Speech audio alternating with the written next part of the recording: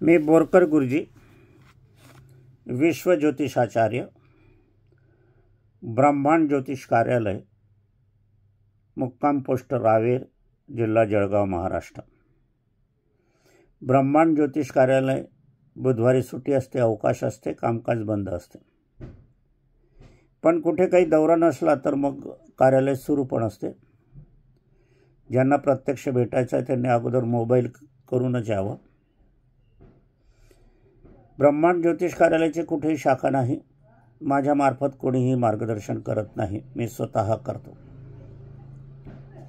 आपल्या काही ज्या समस्या असतील, काही दुःख असेल, कष्ट असेल, काही इतरत्र आपल्याला मार्गदर्शन हवं असेल तर व्हॉट्सअपद्वारे मार्गदर्शन सुरू झालेलं आहे। आपण ती सोय पण घेऊ शकतात, प्रत्यक्ष भेट पण घेऊ शकतात। रावेर हे जळगाव जिल्ह्यापासून 65-70 किलोमीटर अंतरावर, भुसावळ जंक्शनपासून 35 किलोमीटर अंतरावर, बरानपूर मध्य प्रदेशातील सीमेवरचं गाव आहे, तिथून 20 किलोमीटर अंतरावर, रेल्वे स्टेशनपासून 2 ते 2.5 किलोमीटर आणि बस स्टँडपासून 5 मिनिटाच्या अंतरावर। आपलं खाजगी वाहन असेल तर आंबेडकर चौकातील, तिथून 2 मिनिटाच्या अंतरावर। लक्ष्मीनारायण मंदिराची मागची बाजू म्हणजे माझी आहे। त्याची ओळख म्हणजे लक्ष्मीनारायण मंदिराच्या ओट्यावर फुलं विक्रेते बसलेले असतात आणि समोर विक्रम ज्वेलर्स शॉप आहे आणि लक्ष्मीनारायण मंदिराच्या सरळ बाजूला अलंकार बोरकर शॉप आहे। आपल्याला नाही कळलं तर अलंकार बोरकर ज्वेलर्स आणि विक्रम बोरकर ज्वेलर्स यांच्या शोरूमच्या आतमध्ये जा, बाहेर उभे राहू नका। त्यांना विचारा आम्हाला गुरुजींकडे जायचं आहे, ते स्वतः आणतील किंवा त्यांचे मार्गदर्शन करतील, काही माणसं आणून देतील। तिथून अगदी नजरेच्या टप्प्यात माझं कार्यालय आहे। यंत्रसिद्धीचं वाटप सुरू आहे। 6 बाय 11 इंचाचं पाकिट, त्याच्यावर 25 रुपयाची पोस्टाची तिकीटं, त्याच्यावर आपला पत्ता पूर्ण लिहा, माझा पत्ता त्याच्यावर लिहू नका। आणि त्यानंतर मग ते पाकिट स्पीड पोस्टाच्या मार्फत आपल्याला पाठवायचं असल्याने दुसऱ्या पाकिटात घाला, माझा पत्ता लिहा, आपल्या पाकिटात घालून यंत्रसिद्धी पाठवण्यात येईल। यंत्रसिद्धी काच फ्रेम करून लावायची, दिशेला महत्त्व नाही, 1 इकडे 2 इकडे तिकडे लावली तरी चालेल, परंतु सर्वांना दिशेला अशी लावा। आपलं दुकान असेल, व्यवसाय असेल, शॉप असेल, ऑफिस असेल, कार्यालय असेल, घराचा महत्त्वाचा हॉल असेल, तिथेही लावायला पाहिजे। आम्ही अभिमंत्रित करून देत असल्याकारणाने आपल्याला काही स्थापनविधी करण्याचं कारण नाही, शुभमुहूर्त पण पाहण्याचं कारण नाही। ही सर्वव्यापी सर्व सिद्धी यंत्र असतात, श्रद्धा असेल त्यांनीच मागवावी। माझे व्हिडिओ, माझं मार्गदर्शन आपल्याला आवडत असेल तर आपण अधिकाधिक शेअर करण्याचा प्रयत्न करा। आजच्या कार्याचा विषय हा उपासनेविषयी आहे आणि जे काही अनुभव आले ते त्याच्यातून सांगण्याचा हा प्रयत्न आहे। त्यापूर्वी माझी पत्नी स्वर्गीय सौ निर्मलाबाई बोरकर यांना अभिवादन करूया आणि आजच्या कार्याला सुरुवात करूया। आपण उपासना करतो, व्रत करतो, एकादशी करतो, कुळाचार करतो, तीर्थयात्रा करतो, सत्यनारायण करतो, होम हवन करतो, पूजापाठ करतो, रोजची मंदिरात जातो, वाडवडिलांचे नमस्कार करतो, त्यांच्याकडनं आशीर्वाद घेतो। तर ह्या ज्या काही आपण क्रिया करतो या मनातून करायला हव्या असतात आणि त्याच्यामध्ये भावना असायला हवी असते। नुसतं देखले दंडवत नको, आपल्याला करायचं आहे म्हणून करायचं आहे। तीर्थयात्रेला जात आहे पण त्याच्यापेक्षा हौस मौजूला अधिक प्राधान्य देत आहात, ते काही कामाचं नाही। आपण तीर्थयात्रा करत असाल तर अगदी तनातून, मनातून, धनातून, भावनेतून आपण इच्छा अनुरूप अशी करायला हवी। आणि तीर्थयात्रा करत असताना आपल्याला आईवडील असतील तर त्यांच्यासोबत तीर्थयात्रा केल्या तर त्या आपल्याला पूर्णत्वाने लाभ देणाऱ्या असतील। आईवडील घरी आणि तुम्ही तीर्थयात्रेच्या दारी, तर तुमच्या घरी किंवा तुमच्या जीवन आयुष्यात लाभ मुळीच मिळणार नाही, कारण आईवडीलच हे दैवत असतात, हे सांगण्याचा प्रयत्न माझा आहे। या ठिकाणी 5-7 वर्षापूर्वी मी त्यांना सांगितलं होतं की आईवडिलांना घेऊन जा, पण त्यांनी ऐकलं नाही. त्यांनी अट्टाहासाने 18 माणसं घेऊन गेले. आईवडील 18 जणांची जी होती ती घरी राहिली.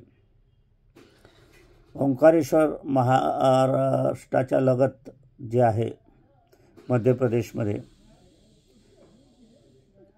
12 ज्योतिर्लिंगापैकी एक असलेलं मोठं नर्मदा किनारी, आणि त्यांनी नावेत बसले आणि नावेमध्ये बसले असताना ती नाव बुडाली आणि 18च्या 18 जणांचा मृत्यू आला.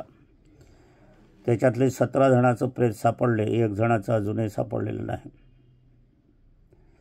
आपण तीर्थयात्रेच्या घटना वाढतो, अपघाताच्या घटना त्याच्यातून वाटतो. त्याच्यामध्ये मी तुम्हाला सांगतो की संशोधन करा.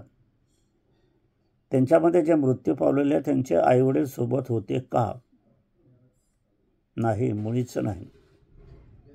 मग दैवत जर घरी आहे, आपले जन्मदाते जर घरी आहे, आपल्याला प्राण देणारे घरी आहे, म्हणजे तुमच्यासोबत प्राण नाहीच, मग मृत्यू येणारच किंवा मृत्यूची संभावना राहील. प्रवास सुखकर होणार नाही. आणि एवढंही झालं, तुम्हाला मनाप्रमाणे वाटतही असलं की प्रवास सुखाचा होतो आहे, तर लाभ तुम्हाला मुळीच मिळणार नाही. आपण केलेल्या उपासना आराधना घरी करतो, उपवास करतो, एकादशी करतो, व्रत करतो, देवदर्शन करतो, कुळाचार करतो, घराण्याचे रीतिरिवाज पाळतो, ते काही वाहून जात नाही, त्याचा लाभ आपल्याला मिळतोच. म्हणून त्याच्यावर श्रद्धा अतूट असावी. माझ्याकडे निफाड आणि शिरपूरच्या 2 व्यक्ती एकाच वेळेला माझ्याकडे आल्या होत्या आणि दोघांनाही मी सांगितलं होतं की कोरोनाच्या याच्यामध्ये त्या अडकल्या. आता त्या निफाड जे होते त्यांचा रोजगार होता आणि शिरपूरचे जे होते ते सर्व्हिसवाले होते. आता त्यांच्या या मृत्यू घटिका जवळ आलेल्या होत्या. दुर्दैवाची कुंडली दोघांची तयार झालेली होती. निफाड आणि शिरपूरवाल्यांना मी दोघांना सांगितलं की तुम्ही जन्माची 7.5 आहे आणि ते अष्टम भावात आहे, म्हणजे जीवाशिवाचा धोका केव्हाही आयुष्यात एकदम येऊ शकतो. निफाडवाल्यांनी काहीही विचार न करता माझ्यावर श्रद्धा ठेवून उपासनेला सुरुवात केली. शिरपूर यांनी मात्र काही केली नाही. आता त्या कोरोनाच्या काळात शिरपूर यांना जो कोरोना झाला तो सामान्य होता आणि निफाडवाल्यांना एवढा कोरोना होता की दवाखान्यातसुद्धा त्यांची भरती झाली नाही. माझ्याकडे मोबाईल आला. म्हटलं ही व्यक्ती उपासनेच्या तीरावर तरून जाईल. आणि आज जर बघितलं गेले तर जी निफाडची व्यक्ती आहे ती कामधंद्याला उद्योगाला लागलेली आहे आणि जे शिरपूरची आहे ती व्यक्तीचं निधन झालं. त्या ताई गंगा भागीरथी झाल्या आणि निफाडच्या ताईंचं सौभाग्य कायम राहिलं. हा अनुभव आहे. असं असताना भुसावळचे 2 भाऊ होते. अगदी सख्य सारखेही वागत होते. सामान्य परिवारातील होते. आणि मग ते दोघेही भाऊ जे बघायला गेले माझ्याकडे आले. त्यांना मी सांगितलं होतं की तुम्ही निदान 15-20 दिवस प्रवास करू नका आणि प्रवास करायचा असेल तर थोडंसं उपासना आराधना करून घ्या आणि नंतर जा.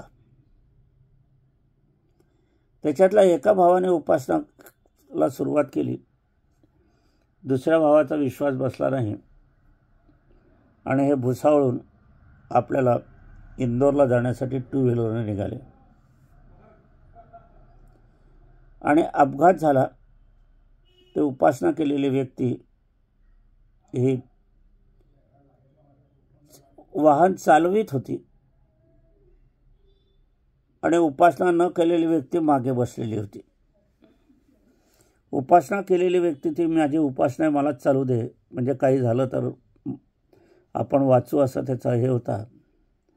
परंतु दुर्दैवाने उपासना केलेली व्यक्ती जिवंत राहिली. खरचटलं आणि मागची व्यक्ती ही डिवायडरवर डोकं आपटलं आणि मृत पावलं निधन झालं. अशा ह्या उपासना आराधनाच्या कथा असतात. भुसावळची एक आहे,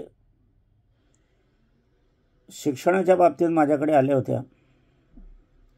त्यांना मी विद्या योगाचा उपासना सांगितली होती, परंतु त्यांच्या वडिलांचा विश्वास नव्हता, आईंचा होता, पण वडिलांपुढे चालते काय म्हणून उपासना शून्य. हा मुलगा 2 वर्ष नापास झाला.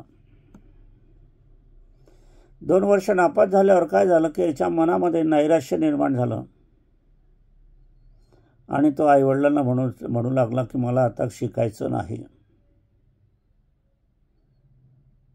तुम्ही माझा प्रयत्न केला तर मी काय करेल सांगता येत नाही. आणि यालाही गोष्टीला 8 वर्ष झाले. तो मुलगा शिक्षण त्याने घेतलेलं नाही. शेतकरी म्हणून तो आता कार्यरत झालेला आहे. असं असताना आता एक परवाच्या दिवशी घटना घडली.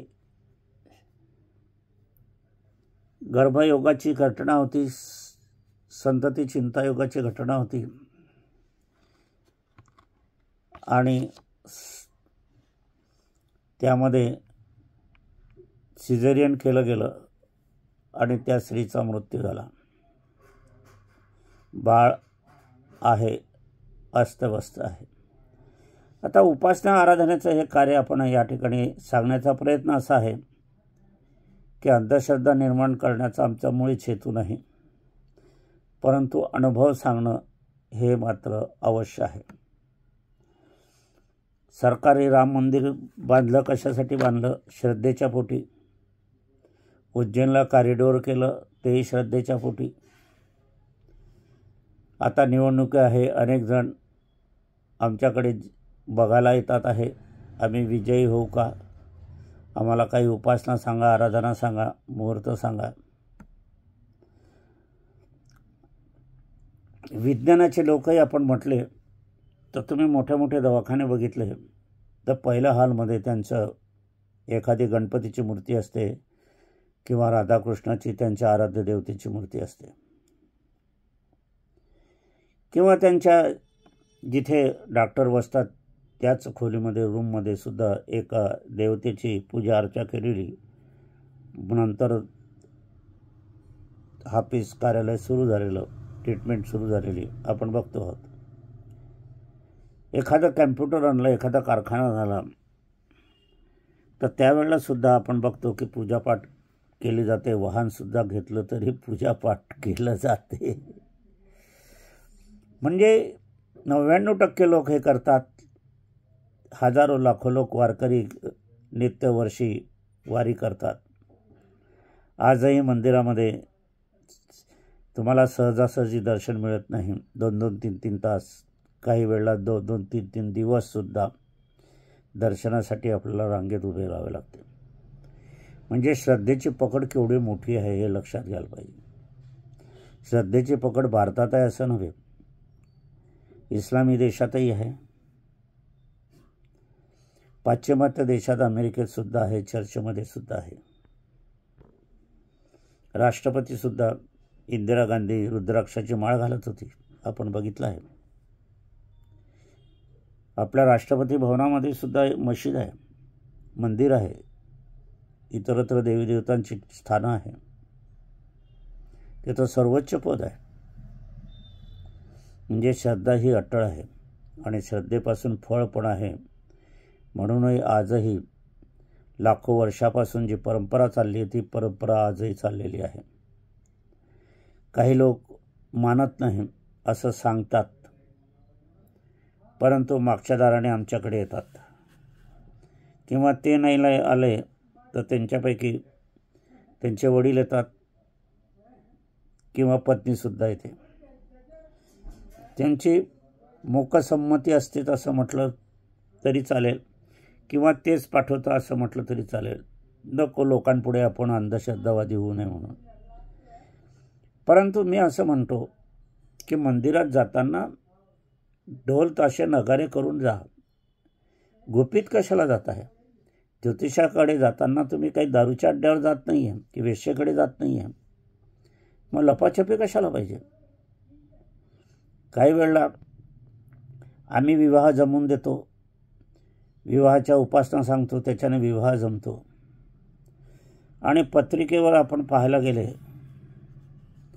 तर अमुक महाराज प्रसन्न, त्यांच्या कृपे आशीर्वादाने असं लिहिलेलं असते वरच्या मथळ्यावर. आता त्या महाराजांचा काही संबंध नसतो, ते निधन झालेले असतात. त्यांच्याकडे काही तुम्ही गेलेले नसतात. प्रत्यक्ष ज्योतिषाकडे, पुजाऱ्याकडे, पंडिताकडे जातात. आणि त्याच्या साधा नावाचाही उल्लेख ही मंडळी करत नाही. म्हणजे उपकाराची फेड इथे होत नाही असं माझं म्हणणं आहे. ज्यांनी प्रत्यक्ष तुमच्यासाठी प्रयत्न केले, उपासना केली, आराधना केली, वेळ दिला, गणित सोडवलं, ज्योतिषशास्त्राच्या माध्यमातून तुम्हाला सांगितलं, तसं स्थळ अवगत झालं. संसार सुरुवात करण्याच्या पूर्वी आपण पत्रिका छापतात आणि त्याच्यात त्यांचं नाव नाही, त्या महाराजांचं नाव, महाराज प्रसन्न, त्यांच्या कृपा आशीर्वादाने. हे मनाला पटण्यासारखं नाही आहे. ज्याचं श्रेय त्याला द्यायला पाहिजे. खरोखर त्यांनी केलं असेल, आमच्याकडे आलेलं नसेल, ज्योतिषाकडे गेले नसेल, पंडिताकडे गेले नसेल, नाव लिहा, माझं म्हणणं नाही आहे. कुलदेवतेचं नाव तर लिहायलाच पाहिजे, कुळदेवीचं नाव तर लिहायलाच पाहिजे, त्याबद्दलही वाद नाही. परंतु श्रेय ज्याचं त्याचं द्यायला हवे.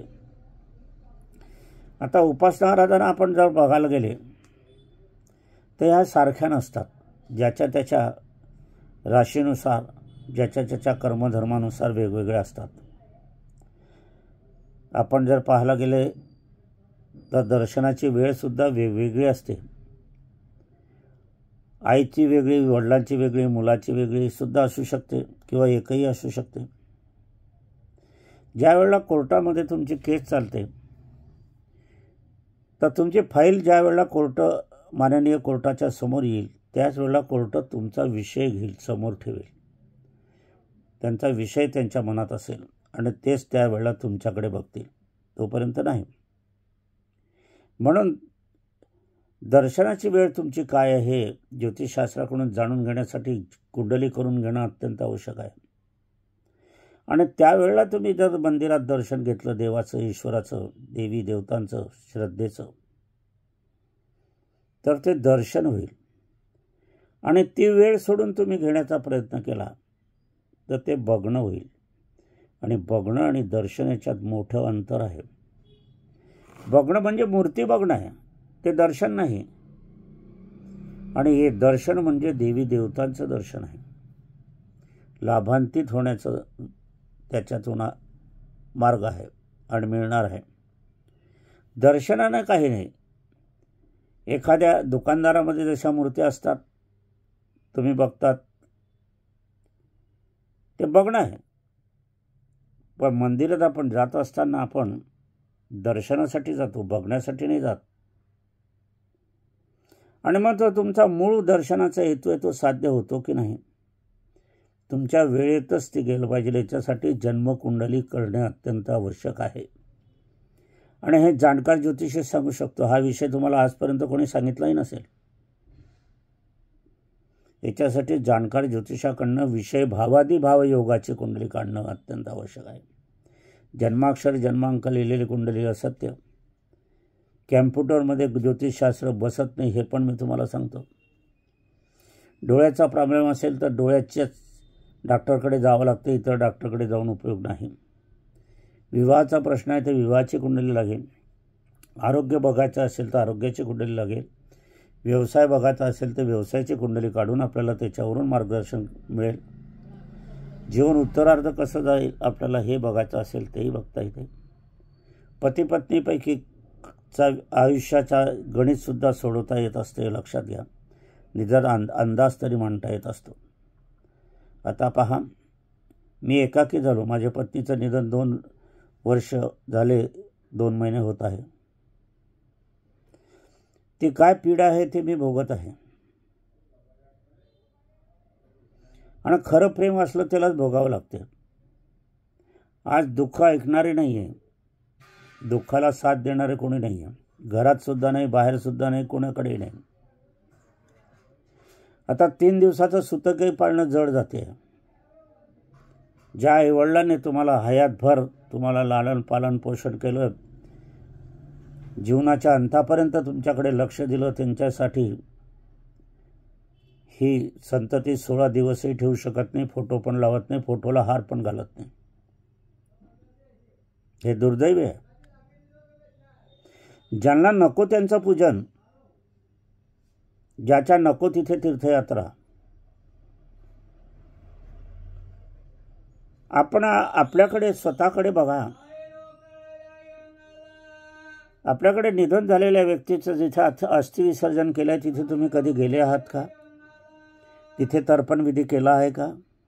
तिथे नमस्कार केला आहे का? तिथली तुम्ही आठवण केली आहे का? शिमलाला जाल, काश्मीरला जाल, वैष्णोदेवीला जाल आणि बद्रीनाथला जाल, केदारनाथला जाल, हौशमोजीत जाल, पण ज्या ठिकाणी आपल्या पूर्वजांचं अस्थि विसर्जन केलं तिथे तुम्ही भेट दिली आहे का? आईसाठी, स्त्रियांसाठी मातृगयाला जाऊन श्राद्ध केलं आहे का? पुरुषांच्या निधनात झालेल्या व्यक्तीचं पितृगयाला तुम्ही श्राद्ध केलं आहे का? दरवर्षी दर महिन्याला श्राद्ध तुम्ही करतात का? तुम्ही कधी नामस्मरण करता का?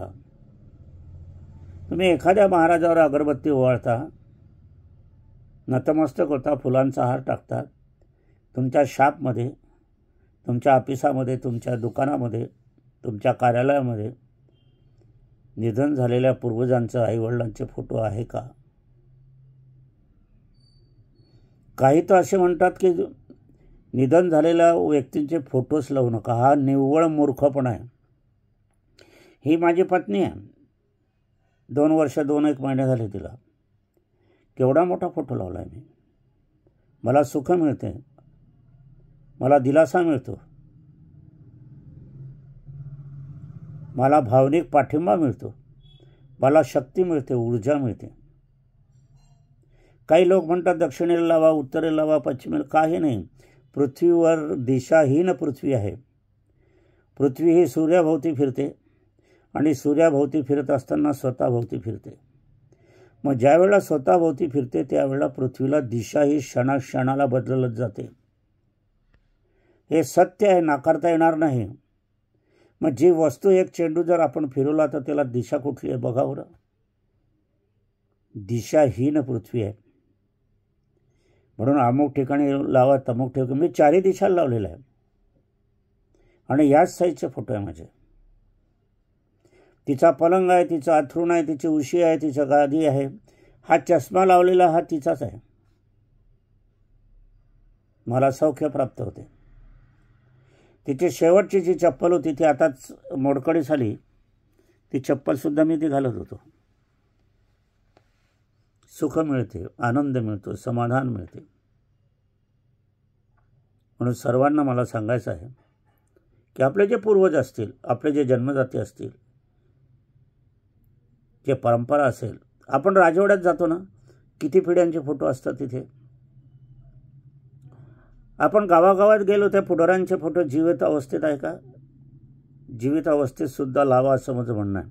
लग्नाचे फोटो लावतात, पुढाऱ्यांच्या वाढदिवसाचे फोटो तुम्ही चौकात लावतात. मग आपल्या पूर्वजांचे का नाही लावू? निदान घरात लावा, नतमस्तक व्हा. हे सुद्धा श्रद्धा. याच्यातून सुद्धा आपल्याला यश मिळते, समस्याचं निवारण होते, दुःखाचं निवारण होते, समाधान प्राप्त होते, भावना प्राप्त होते, ऊर्जा प्राप्त होते, शक्ती प्राप्त होते, मनाला आनंद होतो, समाधान होतो. म्हणून उपासनेला फार महत्त्व आहे. आता काही उपासना जी आहे अर्धवट उपासना करतात, सोडून देतात. यश मिळालं, लग्न झालं की झालं. आता काय उपासनेची गरज आहे? अरे पुढे संतती आहे, पुढे जीवन आयुष्य आहे. अशांचे दुःखद प्रसंग आलेले मी पाहिलेले आहे. आता एका याच्यामध्ये कुंभ राशीची व्यक्ती होती, मीन राशीच्या व्यक्ती होत्या. 7.5 लग्न झालं. उपासना सांगितलं, निवारण करा, ऐकलं नाही. आजही यांना 7.5 आहे.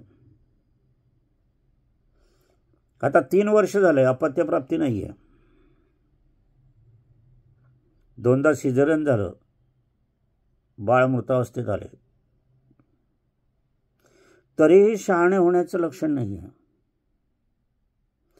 ज्यांच्या कुंडलीत जन्माची 7.5 असते ते तर आयुष्यभर राहतेच, 7.5 सुटत नाही. आणि जी तात्कालिक 7.5 वर्षाची, 2.5 वर्षाची, 1.25 वर्षाच्या या 7.5 येतात त्याच्यात काहीही होऊ शकते. माझ्या पत्नीचं निधन हे 10 7.5 झालेलं आहे, लक्षात घ्या. माझ्या वडिलांचंही 7.5 मृत्यू झालेला आहे.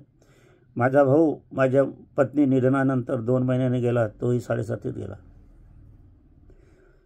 काय 7.5 मृत्यू येतो असं नाही, पण संकटग्रस्त होण्याची संभावना अधिकाधिक असते. काहींना शनी हा धनीसुद्धा होतो, 7.5 धन मिळते, 7.5 सगळं कार्य पण होते. पण काही वेळेला असं असतं की 7.5 केलेलं कार्य यशदायी पण होत नाही, असं पण बघायला मिळते. म्हणून हा आपल्याला जो शोधन बुद्धीने आपण कार्य करतो, आम्ही ज्योतिष लोक, ज्योतिषाचार्य लोक, ते यासाठी. असो, आजच्या कार्याला इथेच विराम देऊया. प्रत्येकाला कुंडली हवी, प्रत्येकाने उपासना. आपल्याला आपण सुखजीवन असलं तरी ते सुखजीवन टिकण्यासाठी उपासना हवी. पुष्कळ लोक काय तर की समस्या असली की उपासनेला सुरुवात करता नाही. सुखासीन जीवन टिकण्यासाठी सुद्धा उपासना हवी. असो, आजच्या कार्याला इथेच विराम देण्यापूर्वी माझी पत्नी स्वर्गीय सौ निर्मलाबाई बोरकर यांना अभिवादन करूया आणि आजच्या कार्याचं समापन करूया.